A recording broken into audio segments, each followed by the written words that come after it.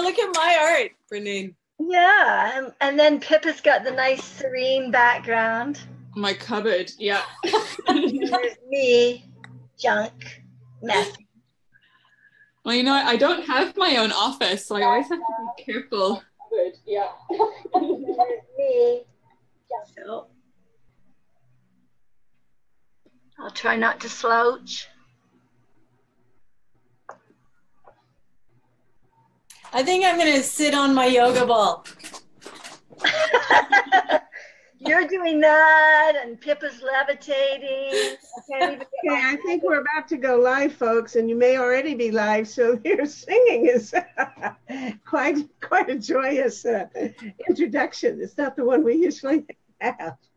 Okay, let's assume that we are live now. I believe we are. And I am Metta Spencer. I'm in Toronto, and I have 3 women on my screen who already are sort of, they know each other in varying degrees. And so I'm going to be able to introduce you to them because we're going to have a conversation tonight about nuclear power and all the glories and disadvantages thereof, and mostly the latter. Let's just start this off. We have Angela Bischoff here. We have Pippa Feinstein, and we have Brennain Lloyd. So I'm going to ask you to each just say a little bit about the work you're doing, the organizations you're affiliated with, and then we can come along to talk about our issues and our concerns. So Angela, kick it off by telling us what what Clean Air Alliance is all about. Great. So the Ontario Clean Air Alliance is a nonprofit environmental organization. We started in the late 90s to call for 100% coal phase out. It took 17 years. We won that campaign. Once that was on track, we turned our attention to phasing out Ontario's nuclear power stations. So we're a small community civil society organization funded by individuals, and we're an advocacy organization with the stated goal of moving Ontario to 100% renewable energy future. Mm-hmm. That was a quick one. You say you're small, but you're everywhere. I see you everywhere I go. So you don't look small. We're just 2.5 people. Okay, 2.5. Yeah, but we're small but mighty. You certainly are. Okay, Pippa, why don't you tell us about water? Sure. So I am counsel for Lake Ontario Waterkeeper, which is an organization that advocates for a healthy Lake Ontario and uses a very comprehensive view about what that healthy lake looks like. The organization believes in a swimmable, drinkable, fishable lake. So water quality that's good enough so that local residents can safely drink from the lake, where the ecosystems are dynamic and healthy enough that people can be able to fish the lake and to swim in the lake in a way that protects their health and well-being. And that already implies that reactors have something to do with the quality of the water of Lake Ontario. Yeah, that's very right. So we'll get to that later, I imagine. Mm-hmm. All right. Good. Hi, Brennain. Let's tell us about NorthWatch. Hi, Metta. Thank you. I'm Brennain Lloyd, and I work with NorthWatch, and we're a regional coalition in northeastern Ontario, although we work with our neighbors in the northwest on a number of issues. We're a generalist organization, which means we work on a range of regional issues, so mining, forestry, water quality, energy issues. And included in that, we work on a range of nuclear issues. So we work on issues around uranium refinery. We have the world's largest uranium refinery on the north shore of Lake Huron. We have a number of closed out uranium mines in the Serpent River Basin. And we have been the subject of a series of siting efforts to identify a location to move large volumes of radioactive waste into Northern Ontario. So in the 1980s, it was high-level waste. The 1990s, it was low-level radioactive waste. And now, for the last 10 years, the siting effort has been to identify a location for high-level waste, nuclear fuel waste, the waste that is generated by reactors when from the irradiated fuel. And we have a number of locations in Northern Ontario being studied as that end site. Okay, thank you. And I can see that you all know a lot about nuclear reactors, which I don't, and nuclear, the whole side effects of nuclear power.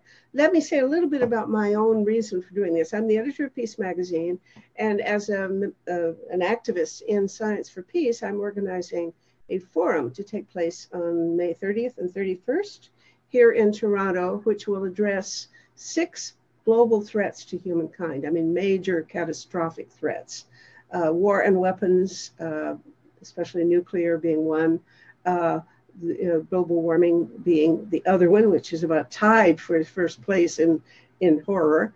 And then we have some others like famine, pandemics, which are coming up, radiation safety issues having to do with the preventing things like Chernobyl or Fukushima or something of that kind in the future. And now we have cyber attacks. So although we'll be talking about all of those, the concern of the forum is primarily on preventing a catastrophe like a Chernobyl or a meltdown of some kind, which could even be worse than what have taken place in Chernobyl and in Fukushima. But I'm aware that right now, most of the people that I come in contact with who are opposing nuclear power plants are not just looking to prevent a horrible catastrophe, but are concerned about everyday exposure to radiation and risks from things like tritium in the drinking water or exposure to uranium through mining, transport of radioactive materials through cities and populated areas and so on. So I know that most of the things that we'll be talking about tonight have to do with the reduction of risks that are closer to our everyday experience and not just one, impending catastrophe. So that I think is we're going to be talking about the more like everyday risks and how to prevent the threats that we experience constantly. If that's all right with you, I think that's okay. So we need to talk, first of all, just find out, we all live in Ontario, and Ontario, as I understand it, is one of the most heavily nuclear based systems of energy in the world. Angela, would you give us a kind of an overview of what we are facing every day? Sure. So you may recall, Metta, you've mentioned several times in this conversation, Chernobyl and Fukushima, 2 very large, perhaps the world's largest industrial accidents ever, both with huge radiation releases that circumnavigated the globe and contaminated the Pacific Ocean and, serious consequences. Looking post Fukushima and Chernobyl, the world each time, sort of many different countries turned away from nuclear power, but Ontario didn't. Ontario's been moving forward with very new, like we get about 60% of our electricity from nuclear power.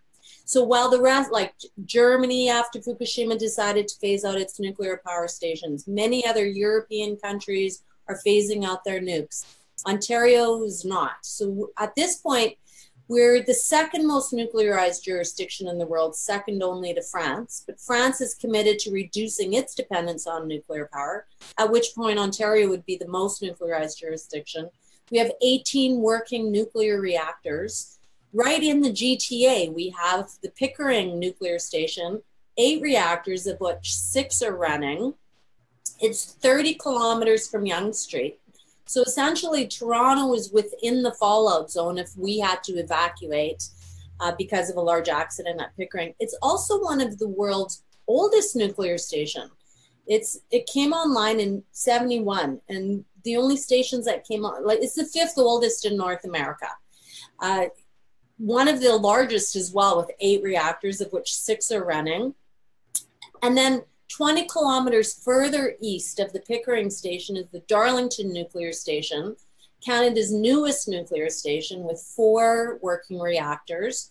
The province has already begun rebuilding the first of 4 reactors, locking us into nuclear power for another 50 years. I should just say the Pickering station has not been rebuilt. It's just been tweaked they're essentially running it to the ground. It was supposed to run just 30 years. It's now 47, and now the government is the OPG has requested a 10-year license extension.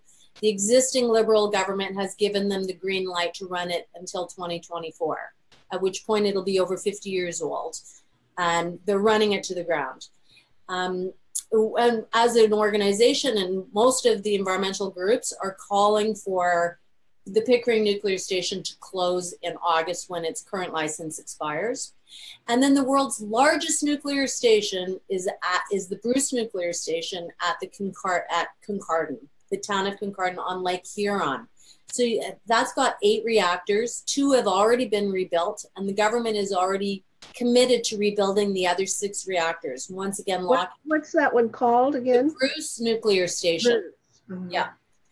So locking us in for another 50 years with that nuclear station as well.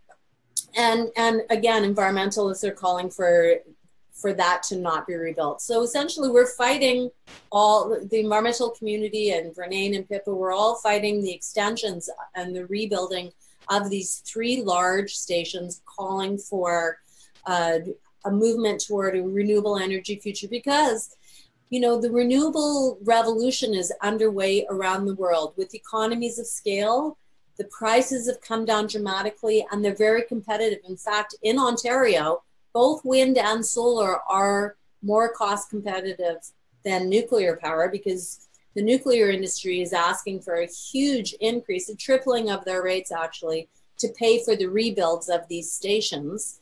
Meanwhile, wind and solar has come down, and even more significantly, we have an opportunity to import large amounts of very low cost water power from Quebec, which is a renewable resource. They've already dammed the bulk of their rivers. We're not endorsing damming new rivers. They have surplus, they don't have a market. They were hoping to send it to the Northeast US, but there's been massive opposition to building new transmission lines, so they haven't been able to export very much of it. The beauty is Ontario and Quebec already have a transmission grid between the 2 provinces, and we could, with the flip of a switch, replace Pickering with water power from Quebec and lower bills by $1 billion a year. And then with small increased, $2 billion investment or $1.6 billion investment in the lines, we could also replace the Darlington nuclear station at a fraction of the cost of rebuilding Darlington. So that's what we're advocating for. But besides that, we have conservation, wind, solar, geothermal, biomass, biogas, all these green renewable energies are flooding the market now around the world with competitive prices. There's no reason for Ontario to be rebuilding all of our aging nuclear reactors.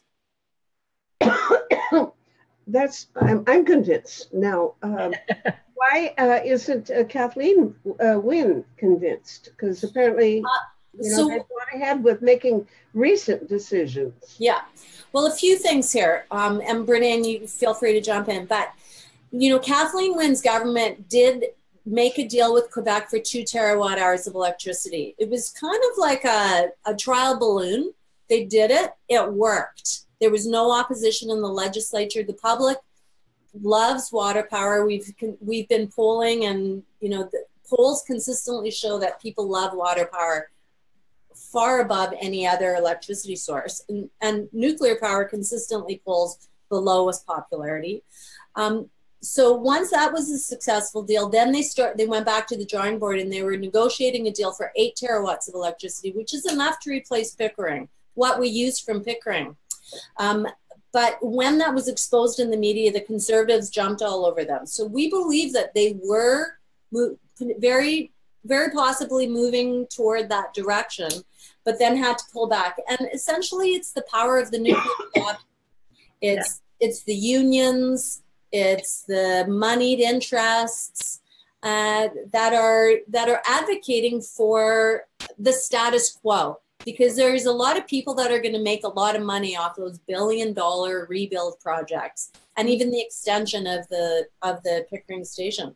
So, but we say, it makes much more sense to all of Ontario's citizenry to lower bills, move to a renewable future, return the water site to the community, because eventually we'll decommission that station.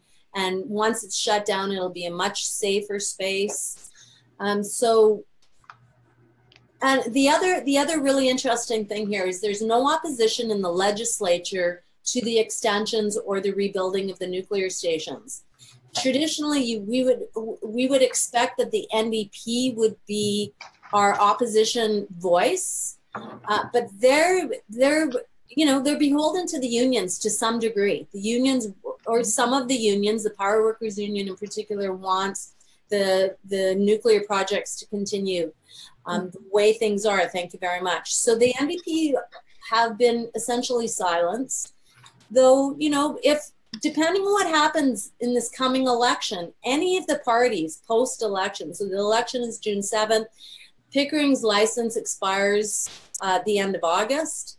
Between those two dates, it's very possible that any of the parties, PC, certainly the Green Party is supportive of our plan, but the NDP or the Liberals, depending on who's elected, any of the parties could, post-election, call for the closure of the Pickering station, replacement with water power or other green energy options. But pre-election, it's very dicey to close a large employer, for example. That, whoever decides to do that might lose that riding.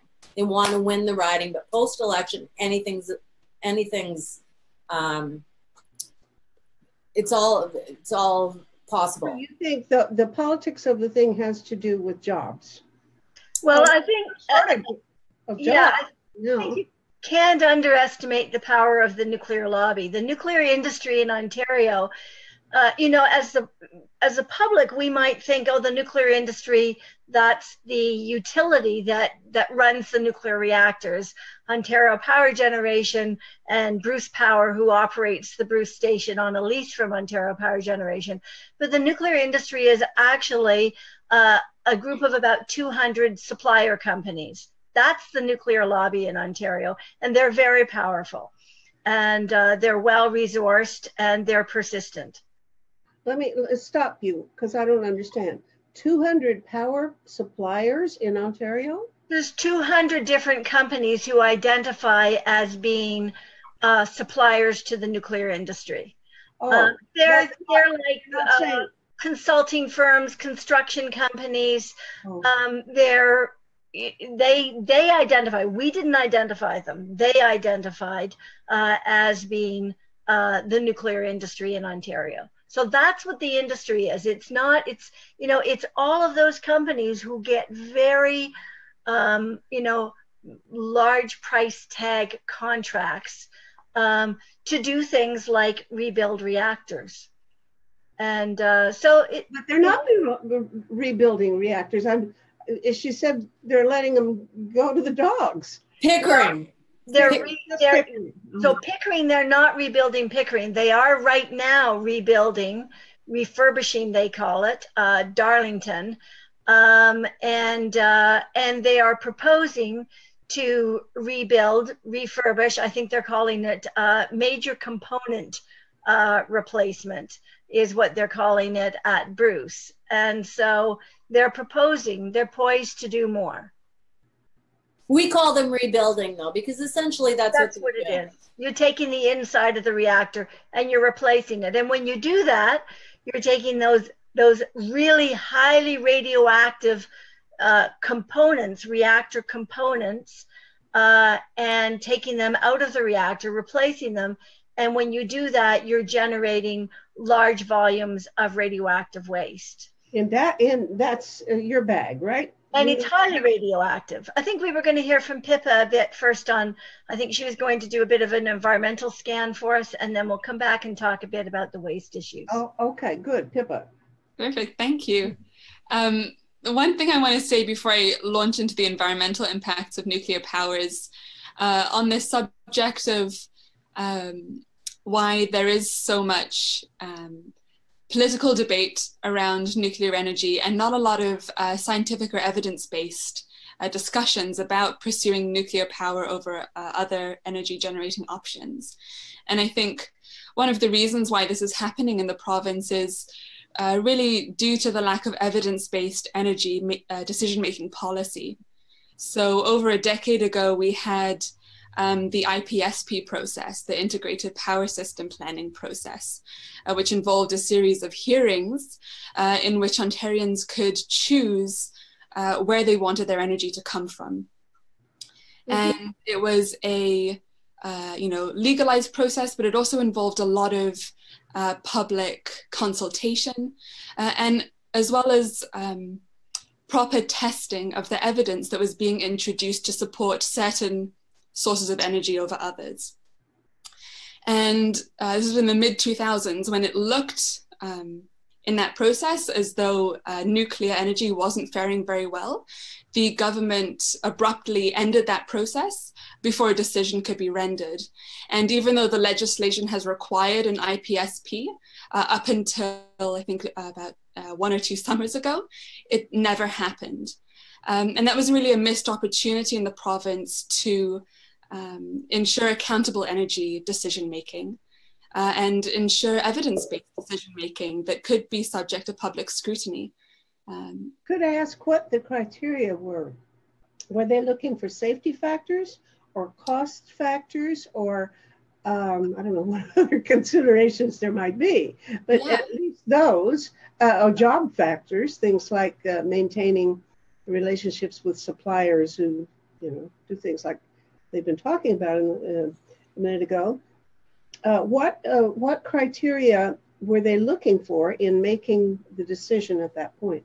Yeah, so the IPSP had a very interesting sort of public interest series of criteria that included environmental responsibility as well as economic responsibility. It was very comprehensive in that way, in a way that doesn't exist at the moment. So in Ontario, for example, when determining or trying to evaluate the economic arguments for different types of energy generation, we have the Ontario Energy Board. But the OEB has a very limited and narrow sphere in which it can assess the financial responsibility of different options. And that's in its own silo. And then in a separate silo, there's the CNSC that determines based on its own criteria whether or not a project will continue.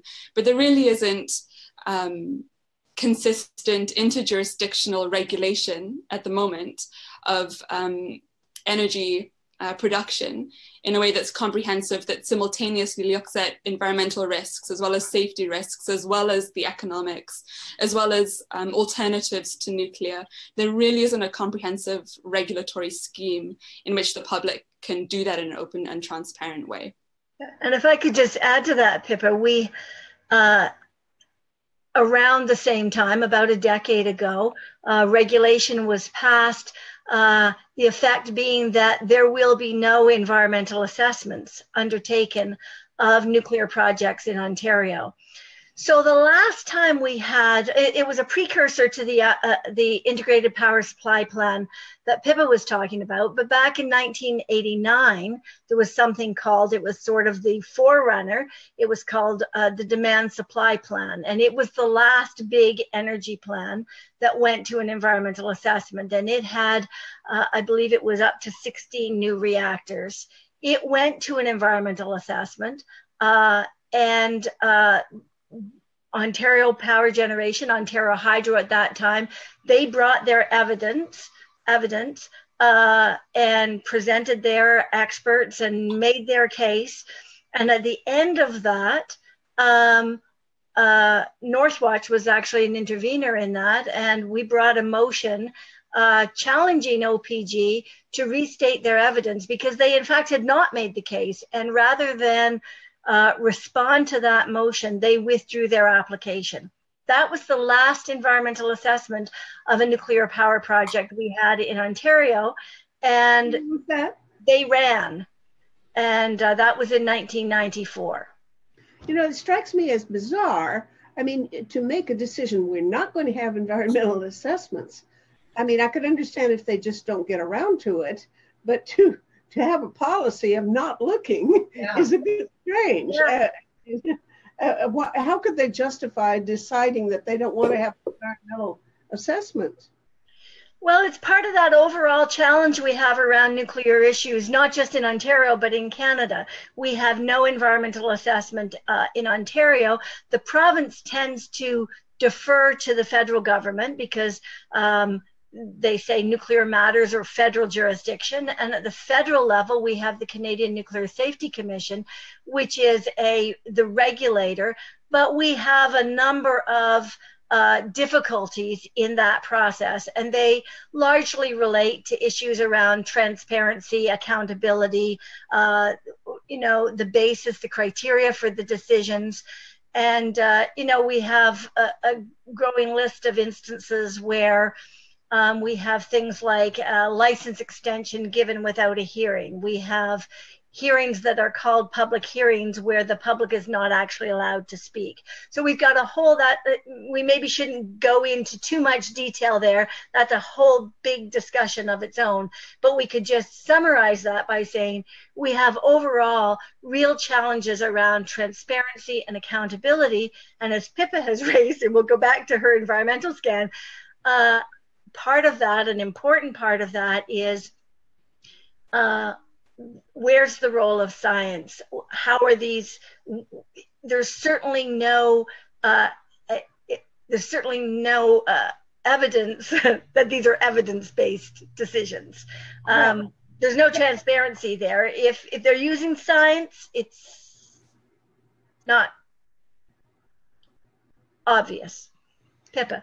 Yeah, let me ask about, before you give up on this, what is public opinion about this? What if you did a poll, what do most people think or feel about the safety issues or any of the other considerations about what kind of nuclear, what kind of energy sources they want?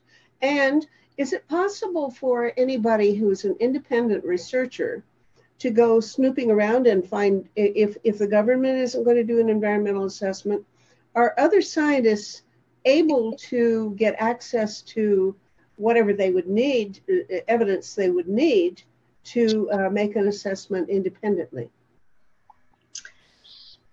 Angela, do you want to take the polling question? Yeah, I mentioned it earlier. So just in terms of polling, every year there are different polls released, and for sure nuclear power is at the bottom of the rung, and water power is at the top, and then wind and solar is also very popular. But we commissioned a poll last autumn in the Durham region, asking people specifically about the Pickering nuclear station. Did they support closing the Pickering nuclear station if there were lower cost renewable options, including water power from Quebec? And overwhelmingly across the board, it was 82% across all political parties, 100% of Green Party, 92% of NDP, 84% of Liberals, and 72% of Conservatives said yes, close Pickering, replace it with water power from Quebec. And that's just consistent with all the polling that is done. We also asked separate questions, what do you think about nuclear power versus water and all the different options? And similarly with other polls, nuclear power is always below 50%, and water power is always in the tops, like over 90%, and that was reflected in our poll as well. Well, it sounds like the results of polls about nuclear weapons, where 88% of the Canadians want to get rid of them, and the government says no. Right. We're in NATO. We can't do that. So I guess we have to work on our democracy a little bit. Pippa, I interrupted the flow of conversation away from what you were about to say. Tell us more about water. Sure, I will. And I also want to return to the really important point you made, Metta, about access to information and public access to information. And sorry, we'll touch on that. But before then, I'll give a little tour maybe of a nuclear facility and the different impacts that it has on local water quality. So Canada's quite an interesting example when it comes to nuclear technology, in that it has a what's called a CANDU reactor, which is a type of reactor that was designed in Canada that is especially water intensive. So of the nuclear generating facilities that we have in the province, you'll notice that they are all built directly on the shore of a lake. For Darlington and Pickering, it's directly on the northern shore of Lake Ontario. And that's because in order to cool the reactors and all the heat that they generate, they just suck up a tremendous amount of water directly from the lake and pass it around the reactors, where it absorbs the heat that those reactors generate, and then discharges that water directly back into the lake. And there are a few very serious environmental impacts of such a water-intensive cooling process. One of them is referred to as fish impingement. So there are nets, or sort of concrete types of nets at the water intake point that try and stop large fish from being sucked into the cooling system and sucked around the reactors. But what happens is, because so much water is sucked into the cooling water system, it sucks a lot of fish in as well. Oh. And so over the decades of operating these nuclear excuse me. Bless you, Metta. Millions of fish have been killed just by being pressed against that intake grate. So that's fish impingement, and that is a very serious cause of harm for local aquatic communities. Then there's fish entrainment. And fish entrainment refers to smaller fish, as well as larvae and embryos that are then sucked through the intake grate because of their size, and travel around the reactors and then are discharged into the lake. And if they're not killed by that process, then they are very harmed by that process. So that's a second, a very significant impact that the reactor. Is there any real exposure to radiation? Or is it physical bumping into things where they shouldn't be? So when it comes to entrainment or impingement, the biggest harm for those fish is just either being killed against that grate or else knocking around things as they're sucked into the cooling system. Mm-hmm. But then there are different kinds of pollution that also result from those cooling systems. So one of them is thermal pollution. So when the water is discharged after being spun around the reactors, it's discharged at a higher temperature. And many fish in the lake are very temperature sensitive. And so that thermal pollution can be very destructive to local habitat as well as local fish species. And then, in addition to the thermal pollution, there's also chemical and radioactive pollution in local water. So chemical pollution can be a result of just the sort of the types of chlorine that are used to stop things like zebra mussels from growing inside the cooling water system. But then the chlorine will be discharged along with the hot water from the other side of the cooling water system. But also the size of a nuclear plant is really massive. It's like a small town, a village in and of itself. So the sewage systems, the effluent that a plant of that size generates can also constitute a significant source of chemical pollution to the local environment. Not to mention tritium releases from a plant. And tritium is one of the biggest contaminators or sources of nuclear plants are the biggest source of tritium contamination, but tritium contamination itself is one of the biggest stresses of health in Lake Ontario. That's not just that we have to worry about the fish when it comes to tritium, we have to worry about us too. Yeah, drinking water as well. And there's so much tritium in Lake Ontario that's been building over the years that it's also making its way through St. Lawrence, the St. Lawrence River now. The impacts of tritium are being felt, again, mostly from Pickering, but as well from Darlington as well. What could be done to stop that tritium? Why is it there, and why does it have to be there? Does it have to be there? So Pickering definitely, and also to a lesser extent Darlington, they have significant tritium plumes below their site in groundwater, but also that's released into the lake. Part of that is historical legacies of leaks that have happened in the past, especially at the Pickering site that weren't adequately remedied. But again, and this comes back to publicly accessible information. There are 3 types of information that Waterkeeper regularly requests from the nuclear industry and the Canadian Nuclear Safety Commission.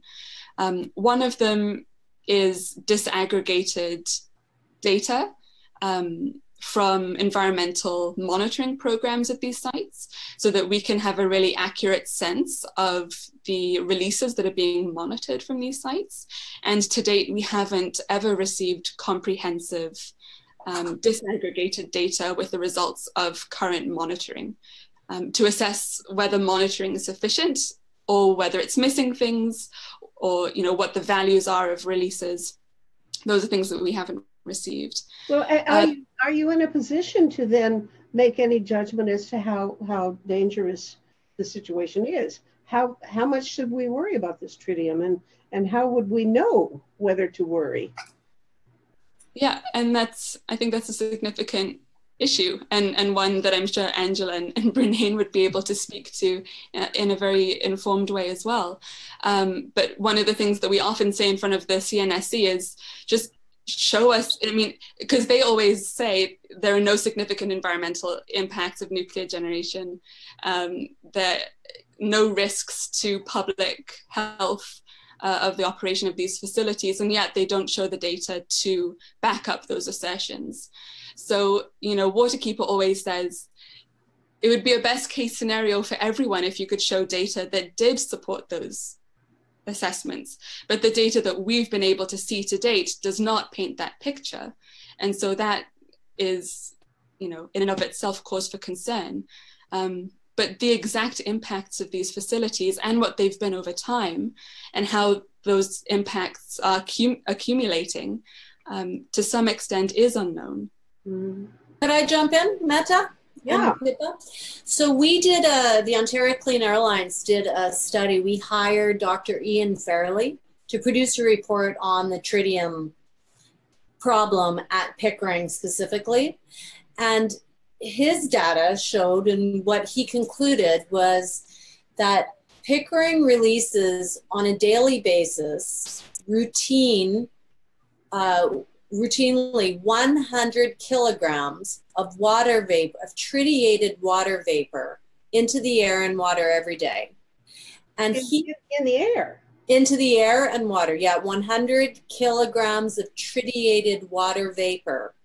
And he said that it is such a concern that, and he actually put this in the report, people should not eat food grown within 5 kilometers of the station, and women should not get pregnant within 10 kilometers of living at by the station. because tritium within 10 kilometers of Pickering, don't get yes, of Pickering in particular, it releases a lot more tritium than the other stations. But CANDU reactors are tritium production facilities. They release 10 times more tritium than the next most tritium releaser reactor.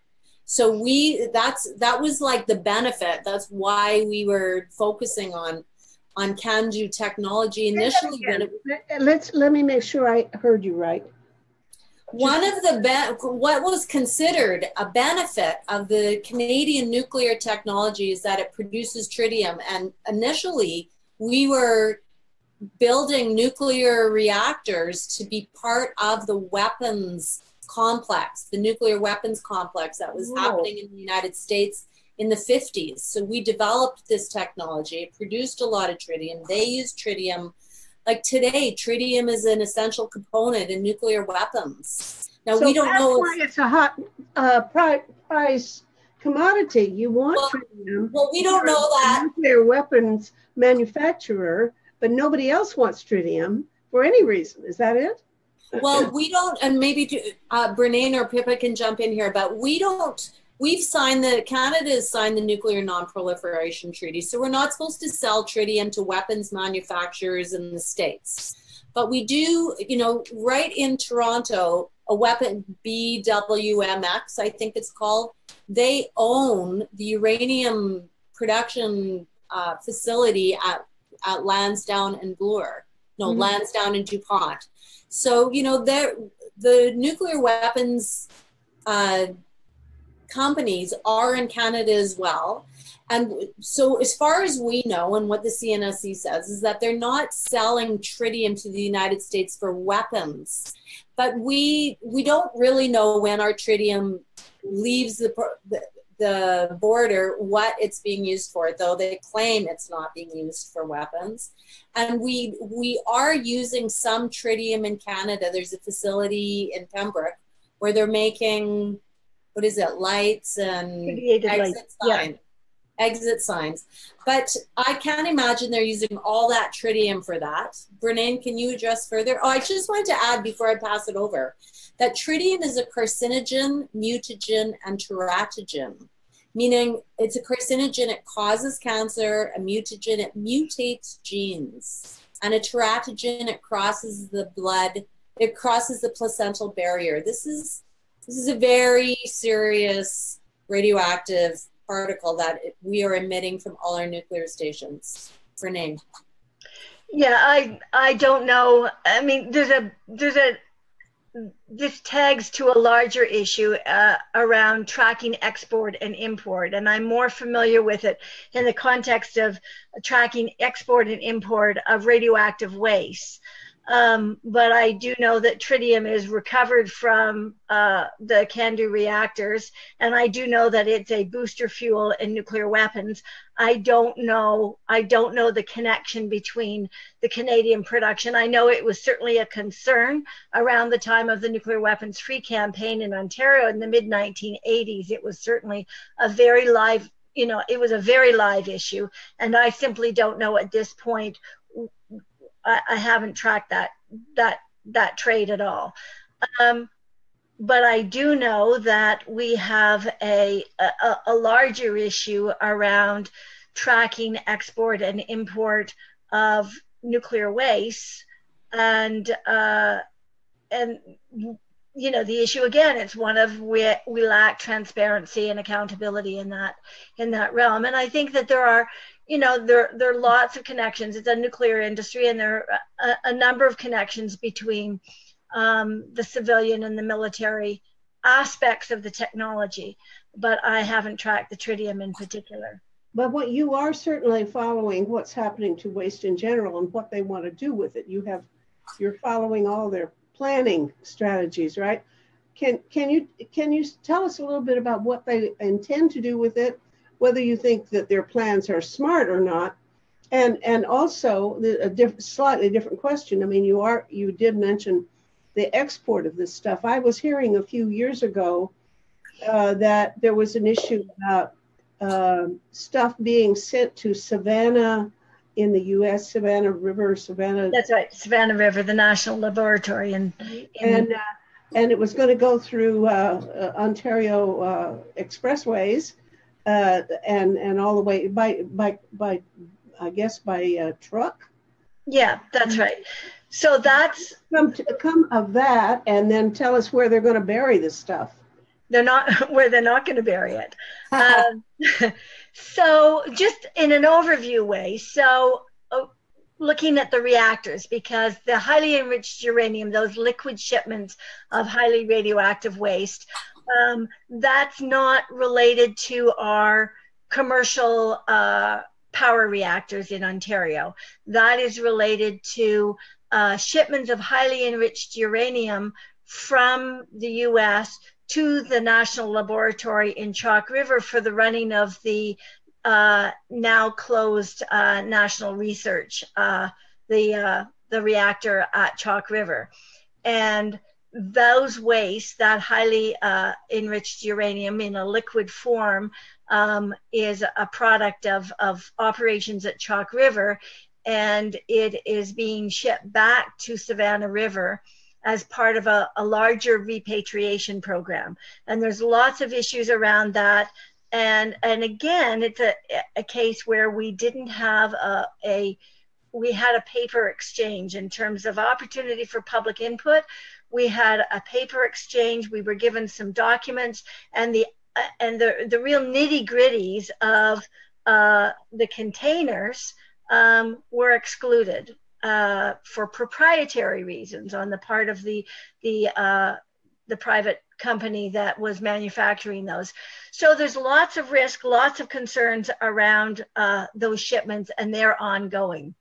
They happen. They are continuing. They are happening, and as far as the Canadian and the US government are saying, they are going to continue to happen. And there are many governments that are objecting. There are legislators in the US who are objecting, and there are many of the First Nations governments in Canada have objected to those ongoing shipments.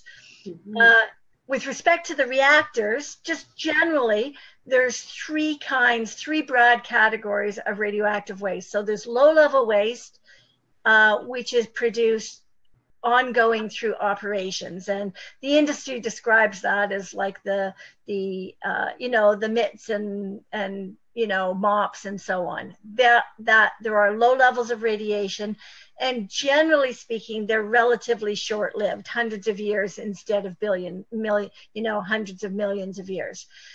Then there's intermediate level waste, which is produced through operations, and that's things like the resins. The resins are it's part of the water filtering system. So when you have the high level waste placed in a pool of water to try to keep it cool and shield it, there are radionuclides come off of those fuel bundles, and they are caught through a filtering system, and the resins are that's what's caught them. And so it's called intermediate level waste, but it's highly radioactive. It's called intermediate level waste because it's not the irradiated fuel waste. High level waste is in Canada, if it's called high level waste, it is the irradiated fuel waste. So those are the fuel bundles. It's bundles of rods of, picture very large pencils about 1 meter long, bundled together. It's called a fuel bundle, and it's filled with uranium. It's only natural uranium when it goes in. It's been processed in the facility in Blind River, then it goes to Port Hope, then it goes to the facility that Angela mentioned, a fuel facility in Toronto or in Peterborough, and those are the fuel bundles, and they go into the reactor as one, as uranium, and they come out of the reactor so it's what would be considered a low level in terms of radioactivity when it goes in. 18 months later, it comes out of the reactor. It's highly radioactive. It includes hundreds of different radioactive isotopes. Some of them relatively short-lived. They will move on in the nuclear decay chain within a relatively short period of time, some even within minutes or days. Some of them are very, very, very long-lived. Typical one, plutonium, 24,900 years. Some of them are millions of years. And when you say it's, you know, so when I say 24,900 years, that's its half-life. That's the time it takes for the radioactivity to reduce by 50%. But it has to do that over and over and over again. And it doesn't just go poof and disappear when it, you know, when it goes through that decay process. It becomes, it moves into its next stage, which is also radioactive. It's another radioactive isotope. So we've got hundreds of these radioactive ingredients, and they have to be kept isolated from the environment into perpetuity.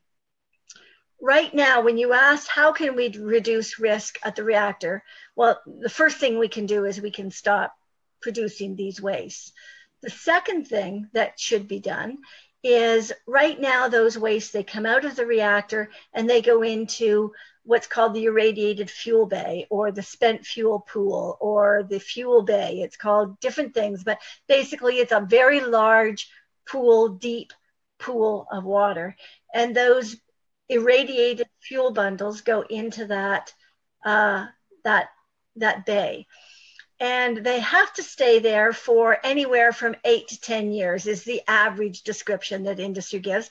OPG has more recently given a definitive answer and has said they have to stay in for 10 years because of the specifications for the dry storage containers.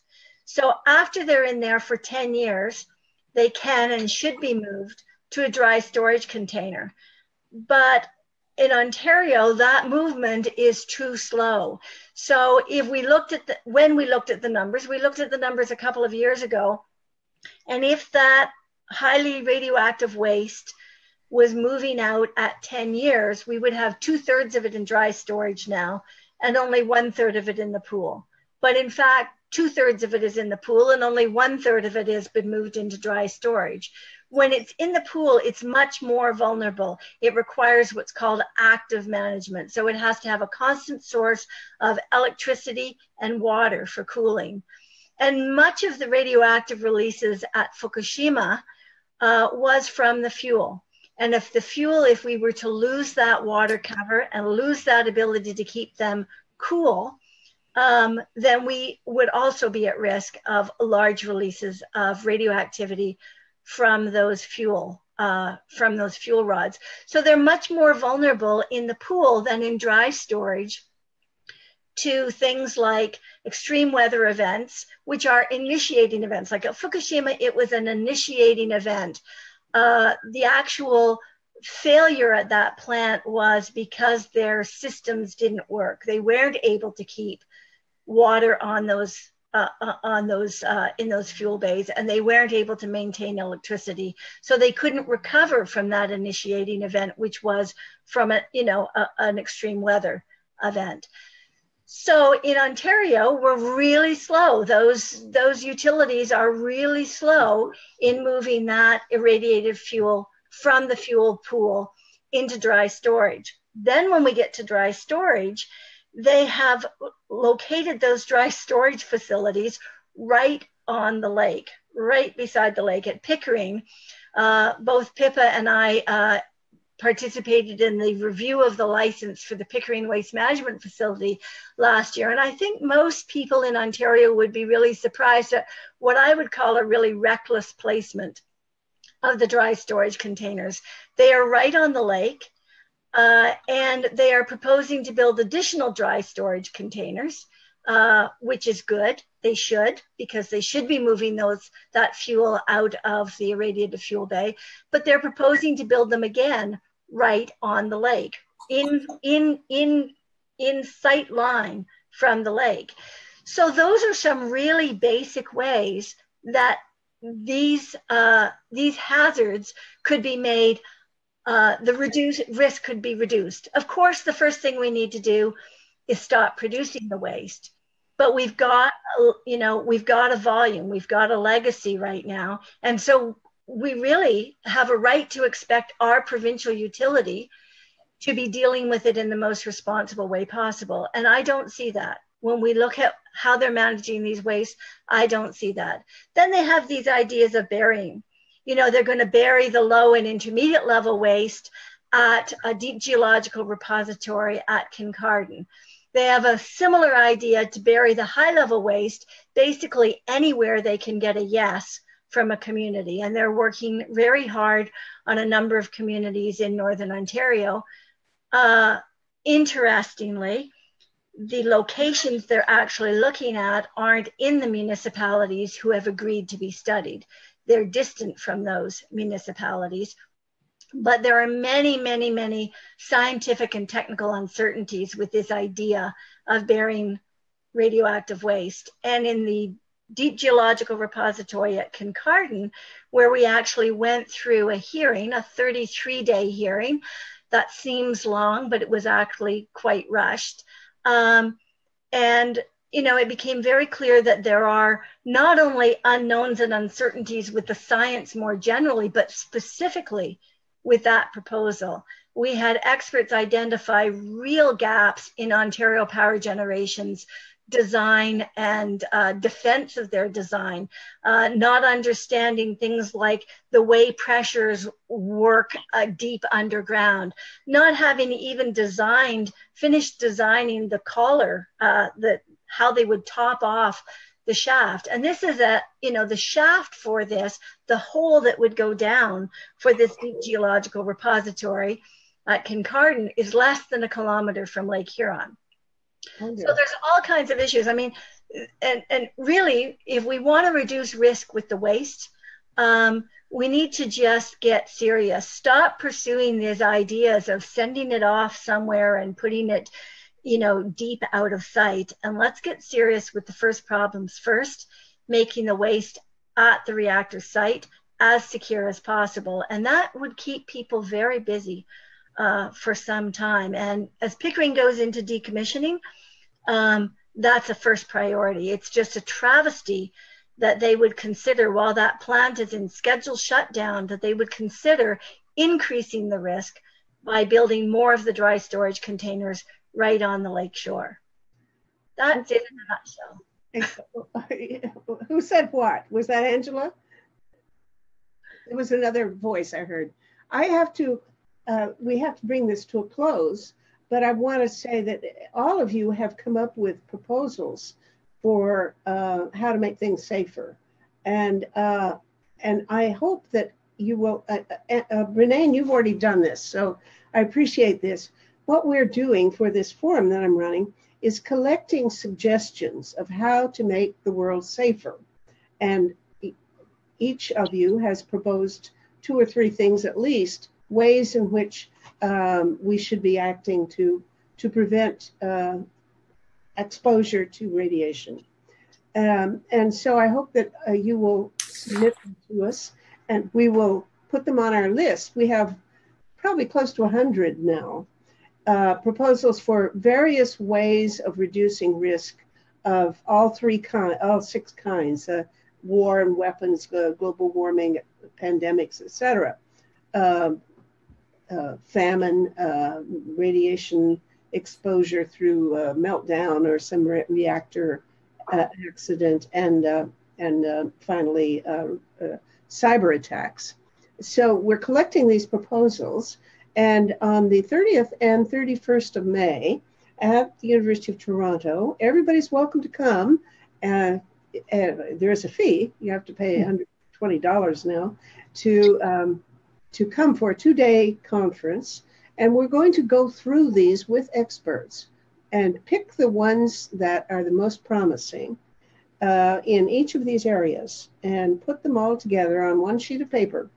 So we'll have 25 different proposals for how to make the world safer from catastrophes like Chernobyl or some of the things that we've been talking about here. So I hope you will go to our website. It's called tosavetheworld.ca. Angela is going to be one of the speakers. I would have had Brennain, but Brennain's busy with something else.